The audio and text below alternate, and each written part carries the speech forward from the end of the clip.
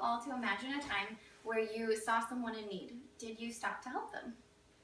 It could be something as simple as they had too much in their hands and needed somebody to open a door, to somebody who was stranded on the side of the road and clearly was at a loss for what to do.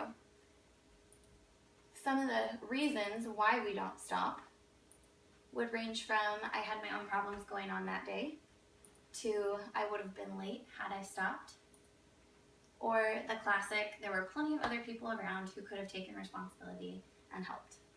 And what I want to focus on today is the third aspect, which is also known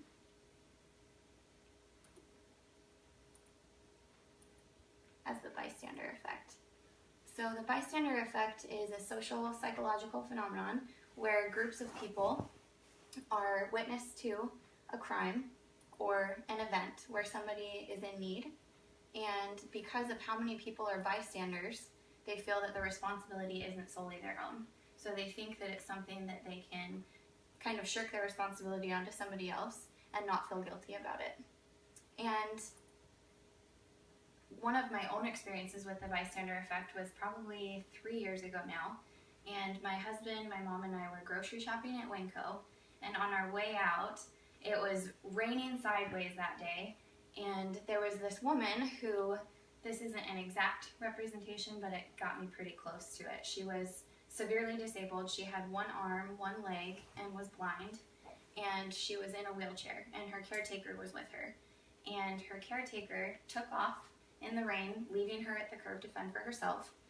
And that's exactly what she tried to do, which actually ended with her laying face down in the pavement. And my mom and I immediately ran to help her, and my husband was trying to get our cart situated out of the way. And in the time that it took for us to get to her and struggle to help her get back into her wheelchair, and then my husband to come over, there were multiple people who had driven by and just stared at the situation. And there were also people who had walked by and offered no help. And that was the first time that I really had, I guess, a realization of how this can really affect us in our daily lives. So what causes the bystander effect? There's 3 different reasons. The first is ambiguity, which is related to vagueness. So you might be seeing a situation or experiencing something that might seem a little out of your comfort zone, or you're not sure about all the factors, so you choose not to do something. The second is cohesiveness, and this is more related to groupthink, where people are in a group and they are working toward a common goal with each other, and so they choose not to take action because one person is standing around not doing anything, so they assume that there's a reason for that, so they don't take action. And then the third is a diffusion of responsibility, which is kind of what I talked about at the beginning, where people can justify their inaction by the fact that there are other people around who are doing the same thing, so they don't feel guilt in not helping. And Kitty Genovese is actually a case from March 13th, 1964. Kitty arrived home, and in the time it took for her to get out of her car, walk from her car to the front door, a man came up behind her and stabbed her twice in the back. And Kitty yelled out in pain, and all of her neighbors just decided to yell out their window, "Leave that girl alone." And the assailant ran away, but what they didn't know was that because they didn't immediately come to her aid, he had been circling the neighborhood, and he came back and subsequently stabbed her multiple times and then sexually assaulted her. And Kitty sadly died by the time paramedics arrived. There was nothing that they could do, and there were 38 people who witnessed this event. And in response to this experience, Darley and Latane, who are 2 psychologists, created an experiment where they had participants who knew that they were going to be in an experiment where the first round was the participant and the victim, which was actually just a track that they had pre-recorded of somebody needing help. And then the second round was someone else involved with the participant as well as the victim. And then the third round, there were 5 other participants as well as the victim. And what this graph shows is that when it was just the participant and the victim, 81% of the people sought help. In the second round, that dropped 20% and only 61 sought help. And then in the third round, which is more related to the bystander effect where there's a larger group involved, only 31% of the time did somebody seek out help for the victim. What Darley and Latane also found was that emergency versus non-emergency situations played a factor in how quickly people received help. So obviously the first one is something that we all recognize as an emergency situation. The second one was one that I wanted to bring to light because how often have we all been in a grocery store and been annoyed because the person at the front of the line is holding it up for whatever reason. Usually they might not have exact change for their order, or they just need somebody to go grab another item for them. How often do we reach out and help somebody? And the genetic predisposition for this is our fight or flight instinct. And I actually found this pretty interesting in relationship to the bystander effect.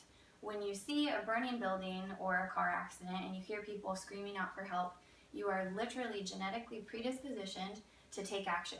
You either run into it or you run out of it. Your limbic system takes over once you start feeling anxiety and fear and any heightened emotions, and so you become almost controlless over how you react to these situations. So how is that something that we can change? You can learn to train your brain and redo the way that you think. A psychology professor from Harvard, his name is Ron Richard, he came up with a 4-step procedure of how you can go about changing your immediate emotional responses. The first is to recognize your immediate emotional response, which would be to imagine yourself in a situation. You see a burning building, you hear people inside, recognize what you would naturally do. Do you run in or do you run away? The second is to challenge that automatic reaction. So if you imagine yourself in these situations and your instinct is to run away or to not seek help, in your mind, choose to do something different. The third step is to develop an awareness of opportunities for effective thinking. So in our everyday lives, in that situation in the grocery store, recognize that as an opportunity to change your emotional response to something.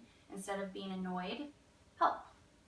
And the fourth step is to act your way into a new way of believing or acting, which essentially, for me, I know that I always heard growing up that if you thought about a situation enough and knew what your response would be in the situation, you were more likely to react the way you had rehearsed than how your initial reaction or emotional response might have you be.